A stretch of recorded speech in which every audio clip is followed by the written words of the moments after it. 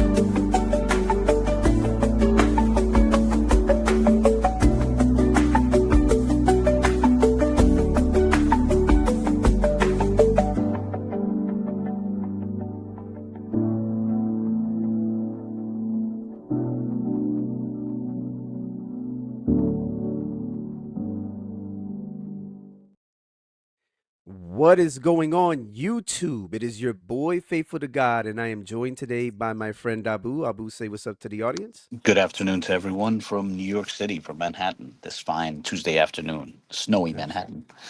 indeed, indeed. So we're going to be discussing our good friend, the doctor, Kelly Richardson at We Woke Now, our infamous friend. And it seems that he's got himself in hot water again by pulling some rather manipulative shenanigans. So let me actually start things off by letting the audience know. So last May, our friend over at the We Woke Now channel, the good Dr. Kelly Richardson, put up a video titled "AI Reviewed My DNA," in which he showed ChatGPT telling him everything that he wanted it to tell him. Mm. His fans were clearly impressed, and they were leaving comments on his video that look as follows. So I'll go ahead and pull this up on the screen for the audience. Yeah, his interesting fans, who don't bother to fact check him. Uh, this is the title of the video where it says AI reviewed my DNA, and you can see it right here. So this was 8 months ago. And you had people like this that were saying, it's so wonderful that you share your DNA report with us. They can no longer dispute our claims on who we are, Mm. right? And then down here, you have a person that says, game, set, match, checkmate. And dang with an exclamation point three times. Dang, Dang. dang, dang. Yeah, indeed, indeed. So So, his yeah, arguments, what he showed from ChatGPT, really impressed some people. And for those who don't know, I mean, we have a link in the video description for people who want to trudge their way through it. But basically, as Faithful said, it just tells him everything he wants to hear. Yes, you are a bloodline Israelite, and it's all this kind of stuff. yeah. But And so, interestingly enough, another group of Hebrew Israelites that we've been polemical against, the Teo twins, while we have been polemical, we've been very critical of a lot of their videos and some of the crazy claims that they make. Um, in the spirit of charity, we want to be fair and say that they actually spotted the manipulation on Kelly Richardson, aka We Woke Now's end, and I'll show that right now. yeah, credit where credit is due. The Teo twins were the first to basically Yeah, show the trick behind the game, yeah, the so to trick speak. behind the game. So what I want to do is I want to see if I can give Maybe me a zoom in all the second. way on the screenshot that they shared. So they shared a screenshot Yeah, of their own conversation with ChatGPT. yeah. Let me actually do it this way if I can. Yeah. So and then I'll enlarge this. So this is what Teo Ministry shared. Now again, this was 8 months ago, and it says false claim. ChatGPT said I am 100% Israelite by bloodline because that's what We Woke Now Kelly Richardson shared when he was showing he was showing his correspondence with ChatGPT, Hmm. and It and it was says treating his this. haplogroup as a distinctly Israelite haplogroup and Yeah, everything yeah. he wanted to hear. But go ahead. And it says this is misleading. While ChatGPT may generate responses based on prompts and phrases it receives, ChatGPT does not and cannot confirm with 100% certainty anyone's descent from biblical Israelites based on DNA. If a user phrases their question as quote based on my E1B1A haplogroup, am I an Israelite, and asks ChatGPT to affirm that viewpoint, it may produce a response that appears affirming, especially in conversational formats. But scientifically and biblically, E1B1A is not exclusive to Israelites. It is prevalent among West and Central Africans and also found in some Afro-Arabian populations. There is no known ancient Israelite burial with confirmed E1B1A. I'll repeat that. There is no known ancient Israelite burial with confirmed E1B1A. ChatGPT always states that tribal identity cannot be proven by haplogroup alone when asked neutrally or academically. And so you can see right here where the Teo twins say, clearly you asked it to create a story to prove you are Israel. So it generated a biased report.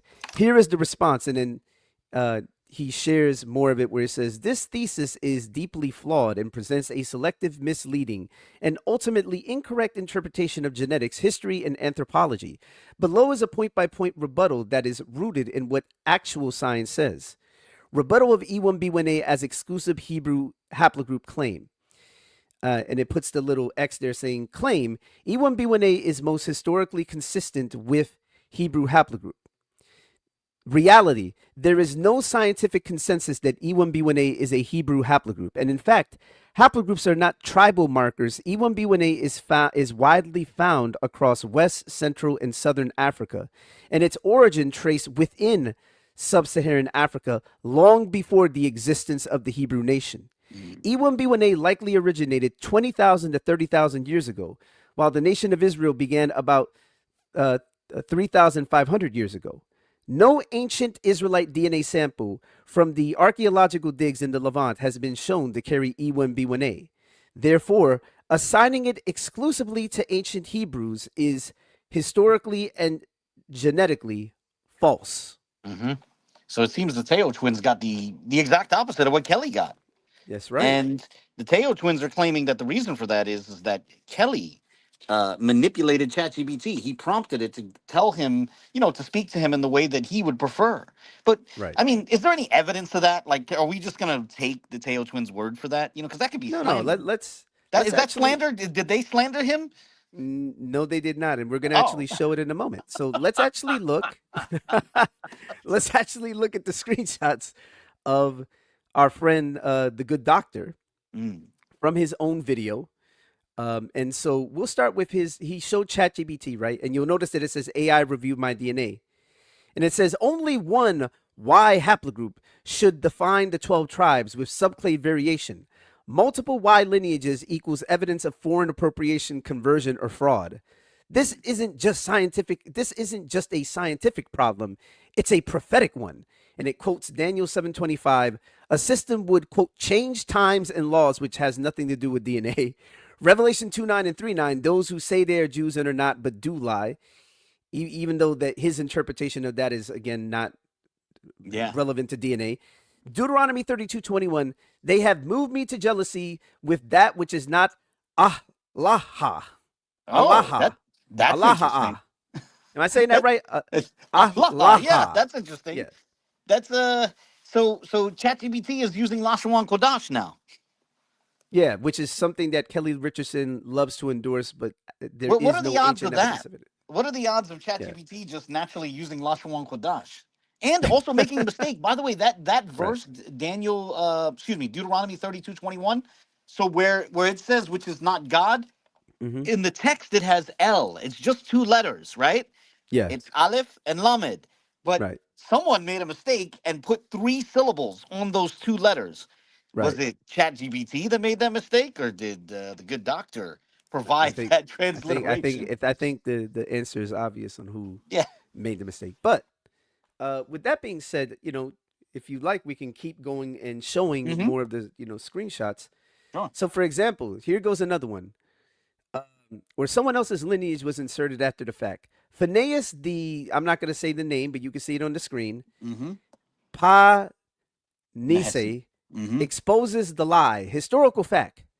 Phinehas, Panesi, means the Nubian, or that word that's on your screen. Clearly a man of dark complexion. He was the grandson of Aaron, son of Eleazar, according to Exodus 6 and 25. According to Numbers 25, he was so righteous that Yahweh Oh. gave him a covenant of everlasting priesthood. Oh. So ChatGPT is referring to the Tetragrammaton, pronouncing it Yahweh. That's interesting. Yeah. Let's actually do something real quick because What do you want to do? I want to show Going on a little segue ChatGPT. here? Yeah. I actually want to show um is it possible to get that pronunciation if one just uses ChatGPT?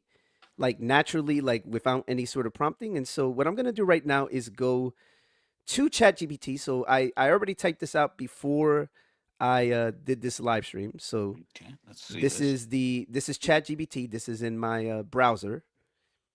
And I said, and it says here. And by the way, can you see my screen? Is that Yes, I can see what? it. Yep. And it says, I now this is what I typed. I saw a video in which someone showed ChatGPT transliterating the Tetragrammaton as "quote unquote" Yahweh. Would ChatGPT transliterate the Tetragrammaton that way naturally on its own, or would that require some sort of prior prompting? So I'm let's, going to guess the answer. The answer is going to be yes, ChatGPT would do it on its own because all the scholarly evidence points towards that. Who wants to bet yeah, me yeah. on this? Yeah. Now look what it says. The Tetragrammaton, the four-letter divine name YHWH or Yod He Wahe, is most commonly transliterated in academic and linguistic contexts as YHWH. Scholars typically reconstruct its pronunciation as Yahweh. Other well-known forms include Jehovah, a later hybrid form that arose in medieval Christian scholarship. Less common speculative forms like uh, less common speculative forms like Yahweh, Yahweh, etc. Would ChatGPT naturally produce Yahweh? No, not as the standard or default transliteration. Oh, If asked to transliterate Yod He Wad He without additional prompting, a model would most likely respond with YHWH, strict transliteration of the consonants, or Yahweh, the most widely accepted scholarly reconstruction. The form Yahweh is not a mainstream academic transliteration. It appears primarily in certain modern religious movements, for example, some sacred name or Hebrew roots groups. Producing that specific form would usually require a prompt asking for pronunciation according to a specific theological tradition or prior conversational context guiding the model towards the interpretive framework. Why this matters. Transliteration is not purely mechanical here because ancient Hebrew was written without vowels. The original pronunciation was likely preserved orally but later avoided in Jewish tradition. Modern forms are reconstructions based on linguistic comparison. So, for example, the theorophic names like Yehoshua. So, unless prompted to follow a particular doctrinal tradition, a model trained on general academic material would default to YHWH or Yahweh, not Yahweh. If you would like, I can also explain where Yahweh likely comes from linguistically and why it differs from Yahweh. So, there's that. yeah, yeah. So ChatGPT wouldn't have done it on its own. That seems to imply that Kelly was using a particularly manipulated version of ChatGPT. He prompted it Yeah. to talk to him the way he likes. And are we supposed to believe that it only did that for his its pronunciation of Hebrew, or also for all his Israelite claims? It Yeah. seems that this is lining up with what the Teo twins were saying. You know.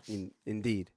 And so, if we could, I think, here, give me a second.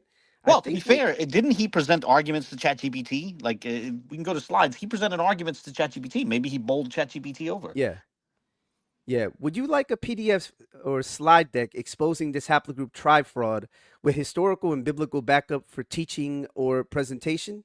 And So there's it Kelly says, underneath that. Go ahead.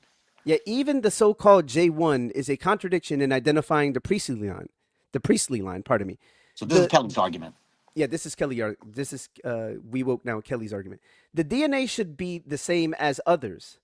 Phinehas, that word that I won't say, which was a common name among the priests, further exposes the deception. Okay, so he's Absolutely. Yeah, look wait, what wait. it Just says. to be clear, let's be clear Yeah, about Kelly's argument. Kelly is saying that Phineas refers to like an outward appearance. The name Phineas sort of determines your outward appearance. It would be an outward appearance like the term there that's used, and therefore a person with that outward appearance, that skin tone, and etc., is not going to have J1. That's the right, argument here. Was right. ChatGPT convinced by that? And it says, according to this, it says, absolutely, you're pulling the With a cover fire off emoji. With a fire with the emoji. fire emoji. You're pulling the cover off of one of the most deliberate and strategic deceptions in modern genetic theology, the J1 Cohen modal haplotype CMH claim. Yeah, that's this is a really bad argument, and for ChatGPT to agree with it, this is ChatGPT at its most agreeable. Like you can have ChatGPT simply agree with what you say, or you can have it give you pushback. This is clearly the program at its most agreeable. You know, it's Yeah, just agreeing with nonsense. And right. the funny thing is, he wound up contradicting this later in the show, and we'll discuss that as well. But yeah, any thoughts on Indeed. that?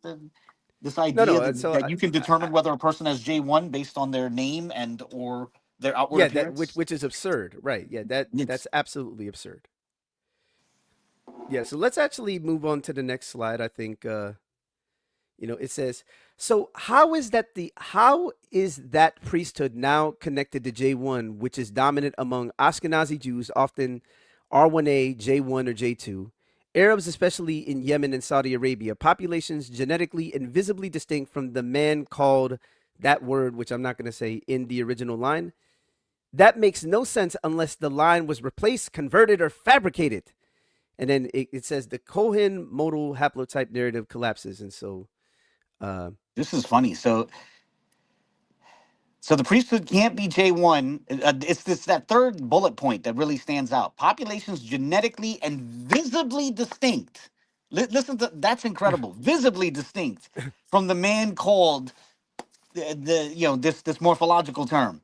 So yeah, they're saying that you someone with J1 is visibly distinct from someone with the morphology allegedly implied by the yeah, name that allegedly means that phrase there. yeah. You know, actually Purely we should absurd. probably get into this whole Phinehas thing and Yeah, explain that yeah, really quickly because I yeah, know we're being a bit playful, but on a serious note, yeah, I yeah, can yeah. Let's attempt to actually get explain. into it. Yeah, if you could. Yeah.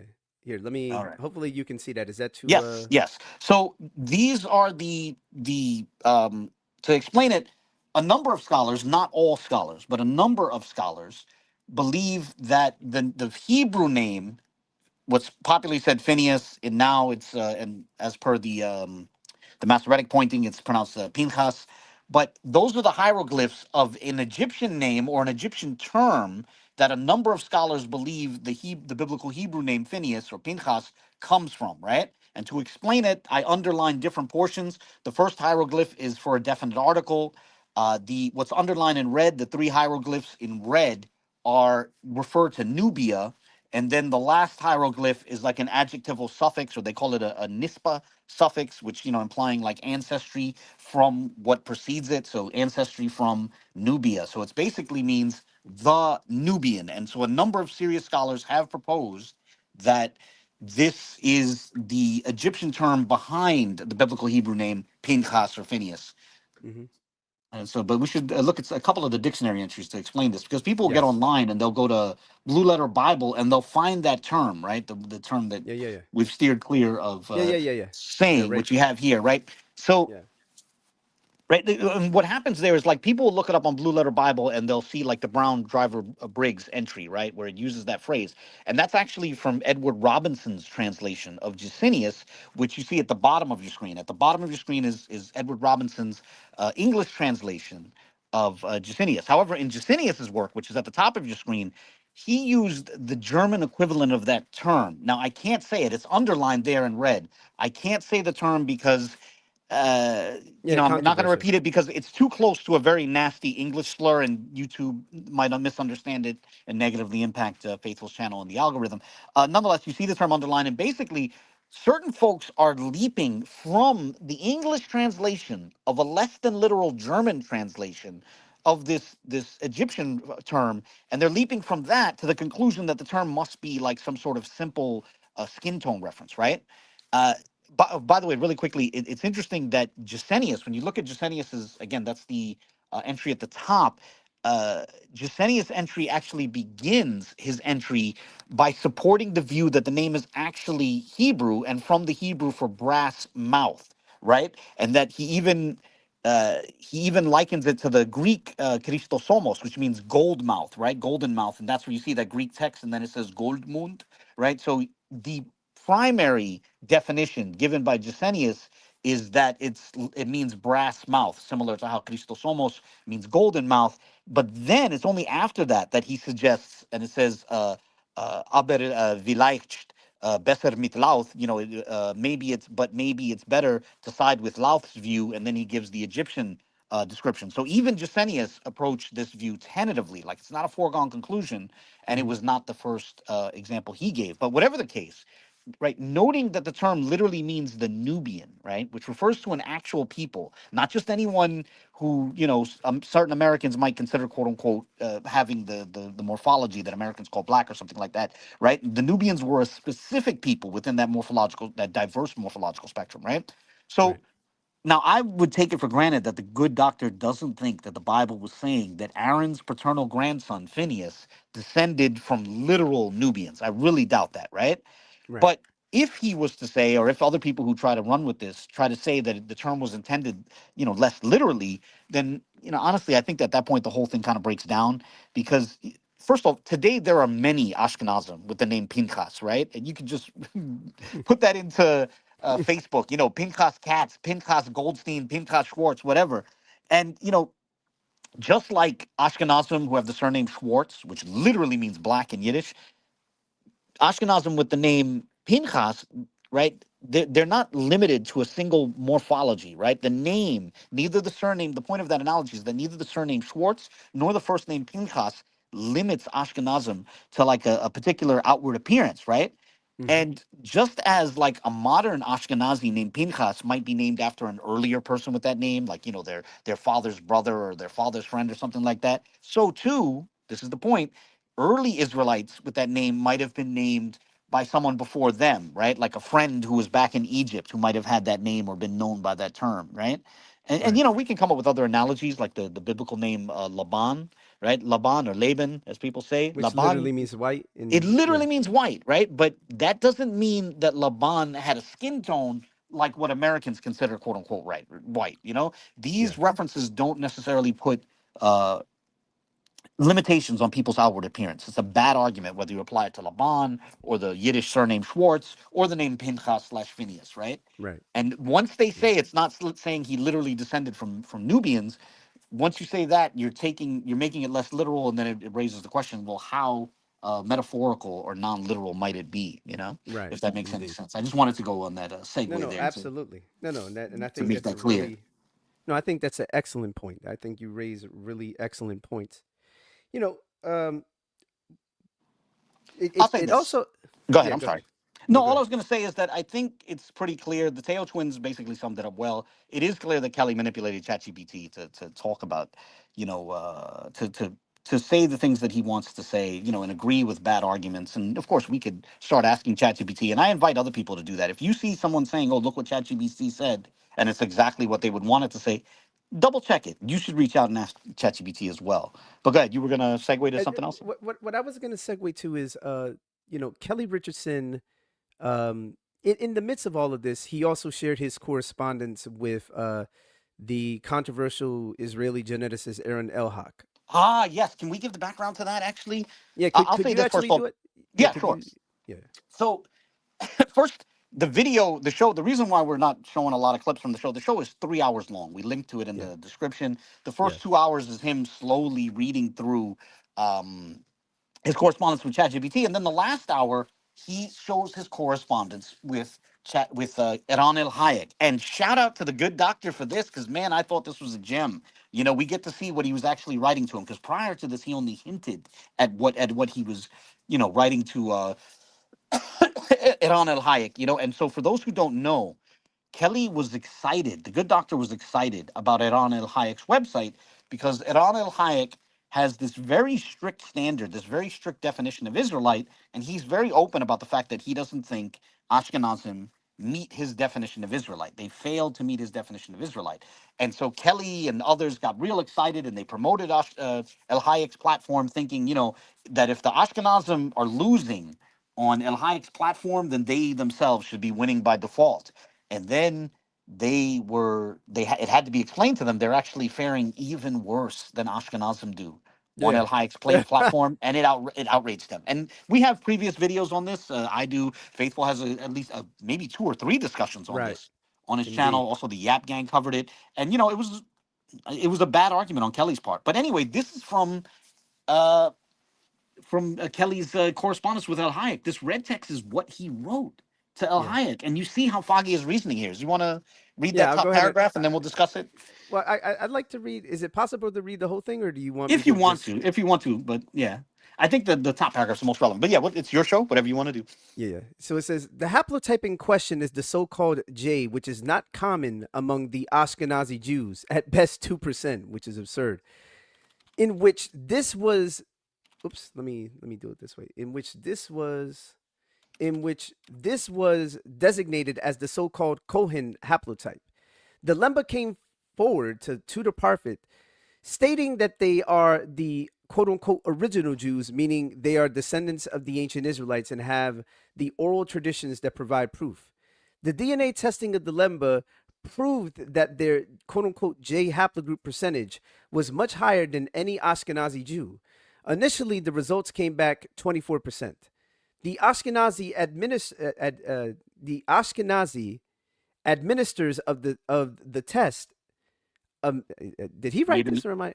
Yeah. The The Ashkenazi, meaning the people who tested the. He's saying the Ashkenazis were testing Lemba, so the Ashkenazi administrators of the test. administers of the test made a Hmm. number of adjustments to the test, tested them again after each adjustment, and the results increased to 48% and then 70%. The quote unquote J and quote unquote E supposedly point to Northeast Africa Levant origins, but I've noticed that the quote unquote E haplotype is being pushed further away from that area. And then he quotes something from Khazaria.com dealing with genetics, and then it mentions like something about Norwegians. And it says R1b common in Western Europe is also found in this project in subclades, like, and it gives the various subclades. Uh, NICI is a subclade found in this project, and it's especially common among Finns, Estonians, and Sami. And so it's believed to have come from intermarriages with Sami men. Less common haplogroups that members have include, among others, E1B1, B1A1B. Hmm. It gives those various G's, the I's, J1, J2B, Q1A3. You see the rest, right? And it says Hmm. E and J haplogroups have Middle Eastern origins, while Q may originate in Central Asia or Siberia, and then so on and so on. Hmm. I can Yep. explain what's going on there. So Yeah, go ahead. basically, what it's talking about is these haplogroups.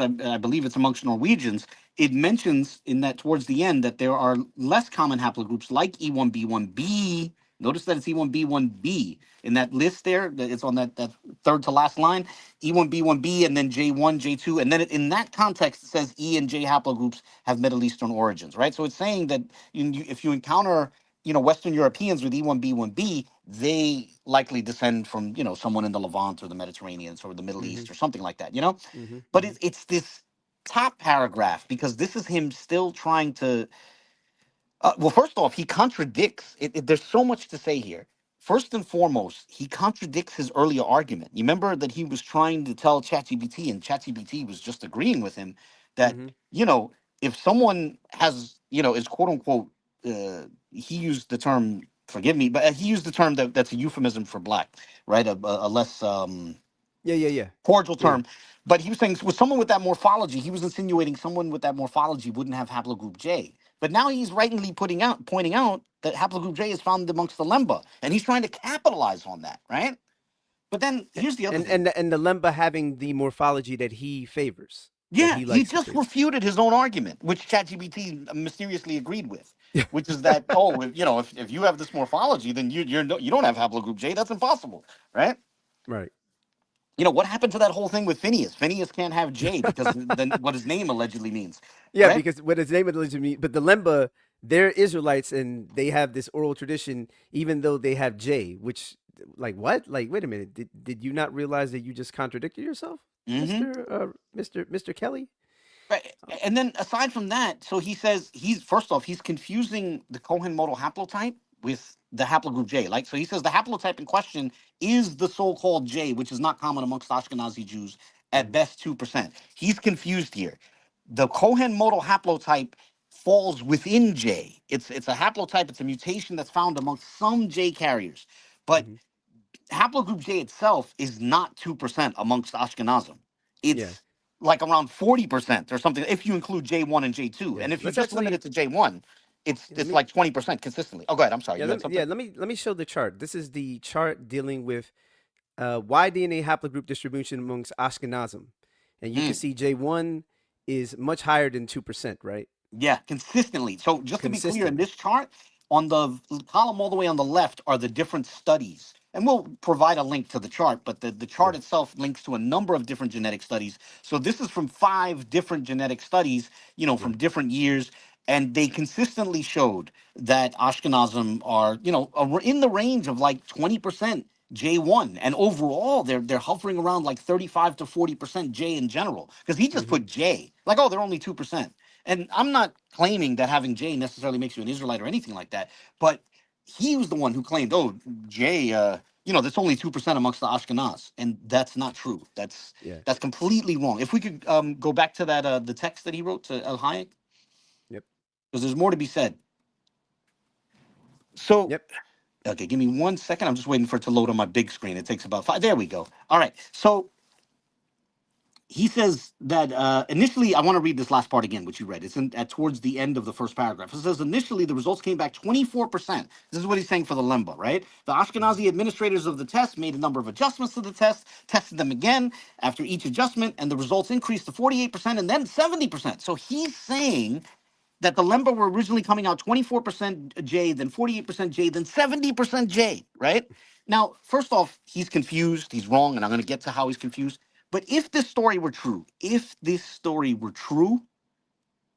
how wouldn't this contradict his claim about Phineas? He's now claiming that 70% of the Lemba have haplogroup J. But Right. yet earlier he said Phineas can't have J because, His morphology. yeah, his Yeah. name implies a certain morphology, and people with that morphology wouldn't have J. But the Yeah. Lemba have that morphology, and he's claiming they're 70% J. That first off, he's mistaken. It's closer to 40%. But whatever the case, here's the other thing. What if Among he the Booba based clan. That's important. Among the yeah, Booba half clans. the Booba clan, half the Booba clan is J. They're like 50% or maybe even more. But Yeah. or no, I'm sorry, they might even be more than that. It's half the Booba clan have the Kohen model haplotype, so maybe even more of them have J. But whatever case, in the overall Lemba spectrum, it seems the population is about 40% J. Right? You can see Hmm. that in Sudya's article on that. But whatever the case, here's the question: what is Kelly referencing here for these numbers, right? And these claims about Ashkenazi administrators changing the test. What he's actually referencing here, he doesn't reference it, but it's come up in multiple videos. He's referencing a story told by Kohen Hamendishe, and then he's putting his own interpretation on it, right? So what happened with Kohen Hamendishe is Kohen Hamendishe has this, with all due respect to him, I'm not disrespecting this elderly gentleman, but he had a story that was, with all due respect, vague, right? And he would say that they tested them and they got 2%, but he doesn't say 2% what? They just got 2% of something, right? They tested them and it was 2%, and then they tested it again and it was more, and then they tested it the third time and it was more, and then they didn't hear about them anymore. But in his version of the story, he doesn't really say what it is they're testing for, right? It's just sort of this vague illusion. They tested something and it was 2%, and then it was more percent, and then it was a higher percent. Kelly has like attempted to fill in the blanks without thinking, and he's thinking, okay, it was actually the percentage of haplogroup J amongst the population. But man, that's if the Lemba are Israelites, if this claim is true, and the Lemba are Israelites and they're 70% J, wouldn't that imply that J is the likely haplogroup? I'm not arguing that it is. Kelly's own argument is unwittingly. So if 70% of the Lemba have J, as Kelly falsely claims, and the Lemba are Israelites, then wouldn't that mean the majority of them have J, and J would have to be the likely haplogroup for Jacob, right? Yeah. Like Otherwise, if he's gonna be consistent, yeah. The but alternative but is to say the majority of them aren't Israelites. but I think because he's so unfamiliar with how DNA actually works, specifically why DNA, Mhm. didn't he have a video where he claimed that African Americans who don't, have the specific haplogroup that he angles for, which is E1B1A, that uh, God is going to cleanse their blood, and then so Right, that's he the other thing, and we saw that earlier in the slides. Not precisely that, but we saw it earlier in the slides that one of his conversation with ChatGPT, they're polemicizing against the Ashkenaz, saying they have rightly saying they have a diversity of haplogroups. But here's the thing: he'll turn around now. He's right to say that. Like if you have a diverse range of haplogroups, then you can't have a situation where everybody in the group descends paternally from Jacob. hmm I agree with that. But here's the thing: he turns around and tells the population he likes, "Don't worry about your haplogroup. God is going to cleanse your blood, i.e., God is going to fix your haplogroup." Like, is he seeing that for the Lemba as well? Like, it doesn't matter that 70% of Absurd. them are allegedly J, according to him.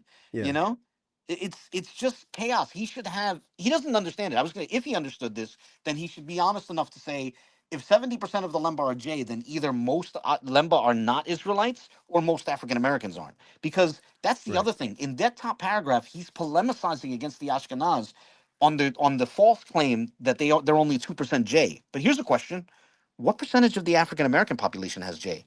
I don't even think it reaches Ah. two. It doesn't reach 2% either. So once again, he sets a standard, and once again, the community he likes is faring worse than the community that he's polemicizing against. Because if the Lemba are the template, Hmm. then that means that if anything, Ashkenazi percentage wise are in the lead over African Americans. African Americans are demonstrably way, way, way behind In terms of because like percentage of J amongst them, yeah, in terms of J, yeah, percentage of the population has haplogroup J. And here's the other thing. yeah, By the way, here's another thing that needs to be said. Some background to this.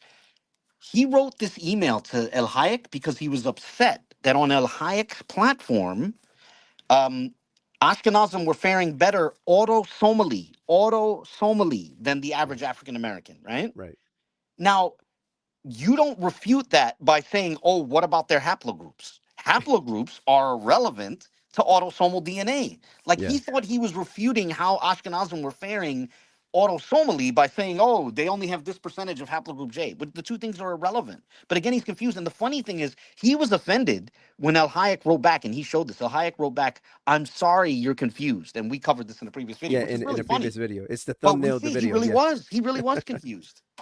right. I'm sorry for ranting like that, but if you have anything to share, No, no, no. I think you hit it right on the nail, man. And if we could, let's you got something else.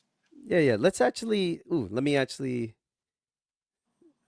So I can adjust my stereo mix, and then Oh, a video clip. I'm gonna mute. yeah, Okay. yeah, yeah. Let me actually do this real quick. Let me go ahead and show this. So this is from the live stream. I think the audience is gonna find this interesting. Our friend. Ooh, I don't know what just happened there. Yeah, our friend is going to share his thoughts about our live stream since we're mentioning that live stream. You know, he's gonna share some thoughts about El Hike and so let's actually His having promoted El Hayek, and then what came of yeah, that. yeah. Which coincidentally, after we put out our live stream where we expose that Ashkenazim are testing higher than African Americans on El Hike's website. All right, so let's actually play this now.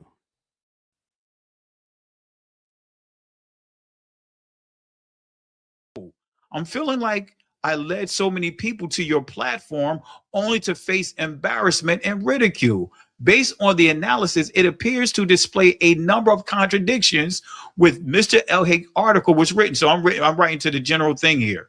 So I'm like, hey guys, we done recommended people to you. We thought you guys was on the up and up.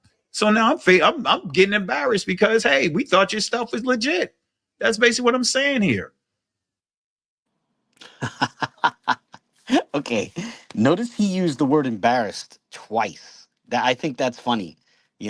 He wrote to El Hayek that he felt embarrassed after promoting El Hayek's platform, and then getting the pushback he got. And then afterwards, when he tries to sum up what he was saying to El Hayek, he once again describes himself as getting embarrassed. For me, that's like the crown jewel of that video. Oh yeah, absolutely. And also, and ironically enough, it's also after we had done the video showing what El Hike's website is saying about African Americans versus Ashkenazim, where Ashkenazis are testing higher on his website autosomally than according to the samples that he was promoting, that he was claiming was Israelite. They're testing higher than African Americans, and so he felt he was embarrassed by the idea. So, I think Abu dropped out. We're gonna wait for Abu to come back. And so yeah, man, that here. Let me do this real quick while we wait for our friend Abu to come back. Yeah, that to me is telling. I'm gonna play that clip one more time so people can catch it. Let's catch it. Oop, I see Abu is back. Give me a second. I was about to play the clip again. Definitely worth. Sorry about that. A little technical Yeah, yeah, difficulties. I lost reception, I yeah. think. Yeah, what I was saying is that, and ironically enough, it's after we put out our live stream Hmm. where we showed that the Ashkenazis on the Elhaik's website were testing higher than African Americans. Yeah, well, that's the whole point. He and others got excited by Elhaik's platform because Elhaik says that Ashkenazi don't do well enough on his platform to be considered Israelites, and they're all excited because they wrongly thought, well, if Ashkenazim are failing to meet Elhaik's standard, then the population they like must win by default. So many people within the Hebrew Israelite spectrum, they think in terms of that ridiculous binary where either if the Ashkenazim fall, then they must win by default. And yeah, like you said, when once they started getting taking the tests, it was pointed out by us. It was pointed out by the Yap Gang. Kelly and his crowd were faring worse, far worse than Ashkenazim typically were Yeah, on those tests. And that's the big problem. People thinking it's a ridiculous binary. Oh, if the Ashkenazim fall, I win by default. No, both of you could fall by Elhaik's strict standards. right. Well, on But that's that, why it's I'm yeah, glad he could, because you know what's funny about that, if I can say this really quick about him yeah, conceding that he got embarrassed, is he was largely silent because he runs an echo chamber, and his attitude vis-a-vis us and the Yap Gang is, just ignore them, stay in my echo chamber, they can't get in here, they'll be censored, they're blocked, but what happens is his fans who are true believers, sometimes they leave the echo chamber and try and present the arguments outside the bubble, and what yeah, happens is they encounter the responses, and they probably brought it back to him. And then what's the result? After people bringing, our arguments and the Yap Gang's arguments back to him, he literally, we didn't use this term. He described himself as getting embarrassed. yes. Crown jewel. Thank you, Kelly Richardson. That was a That that was a gift. that I appreciate it. that's indeed. Yeah, Shout out to the good doctor. that's right. A No, moment of it clarity. yes. And the moment of silence for anybody who you know, uh, tries to endorse these kind of arguments, because I think they're dead in the water, given the fact that I think it's clear I mean, it's sad that he's getting this desperate, that he's willing to manipulate his audience by manipulating ChatGPT, because he got so embarrassed when he tried to endorse Elhaik, and then it backfired on him tremendously. Mm-hmm. Like it's like a series of backfirings with him. You know, the backfiring with the David Booness thing, the Richard Mm-hmm. Katz thing, the but of course, unfortunately, this is the unfortunate reality. His platform has actually grown exponentially, and his audience doesn't seem to care. But hopefully, some of them will come to their senses in the future, and they'll come across this video, Mm-hmm. and they'll realize, wow, like this guy has been trying to pull the wool over our eyes. He's pulling, the rug, he's from under our feet. He's manipulating us. Mm, mm. You know? The Teo twins had said that there's a bit of a history of. I don't want to use the term they used, but yes, that there's a history of less than. Uh, mm. They said a Yeah, history of lying. I don't want to use their terminology. That's how they described it. But yeah, the Teo twins as well also questioned his integrity and claimed that there was a history of less than honest handling of various subjects. yeah. And I think this is another example of that. I think Mm, this is just another example. And we have a history. Like, people can go back on this channel and they can see the videos that we've made on Kelly over the years to show that he is consistently inconsistent, that he is manipulative. He operates in deception, sophistry. Um, Anybody that operates in that fashion is not, they're not about truth. They're about suppressing conversations, which is mm, precisely why he tries to censor you, right? yeah. He's attempted to censor you in the past when you've attempted to ask questions, clarifying questions, methodological questions, to see how he's coming to his conclusions. Because, to be honest, I don't think there is a coherent methodology on his end. I Mm, think it's an emotion based viewpoint, mm, and some of it may be geared financially. Like, I don't want to impugn on just his motives via finances, but I mean, for a guy that grows his channel to 100,000 and has no integrity and is willing to manipulate his audience in that fashion, it goes to show you that the dollar signs are really the only signs that truly matter to him. Whew. I got to give that some thought. That's some dropped some something to meditate on, something to chew on there. I'm gonna. Yeah. Mm. So I think that's pretty good for now. I think Yeah, it's a good primer. yeah. And we have other videos for those who are interested, those who are new to this conversation. You can go and look at the playlists on my channel, especially the ones dealing with non-Camp Hebrew Israelites. A good portion of those videos are dealing with Kelly Richardson and his manipulative tactics. Um, yeah, man, I think people should be made aware of the kind of deception that he's running, and hopefully, people can keep him accountable. They can they can you know, Yeah, see yeah, what the responses are outside the bubble, and go and ask him about it. That would be my recommendation to his fans, and see if you wind up getting blocked for asking him about such. But yeah. nonetheless, Yeah. So on that note, I think that's good enough. We'll leave it there. My friend Abu, as always, I always appreciate your insight into these things, and hmm also the ability that you have to consistently show Kelly's inconsistencies, along with some of these other guys. Uh, but I do appreciate you, and we're gonna end it here, guys. I really hope that anybody that's a follower of Kelly Richardson will start to second guess him and to start holding his words and his information to scrutiny. You know. All right. hmm So with that being said, we're gonna wrap it up here. God bless you all. I hope this has edified someone out there. And until next time, take care. God bless. Take it God easy. bless.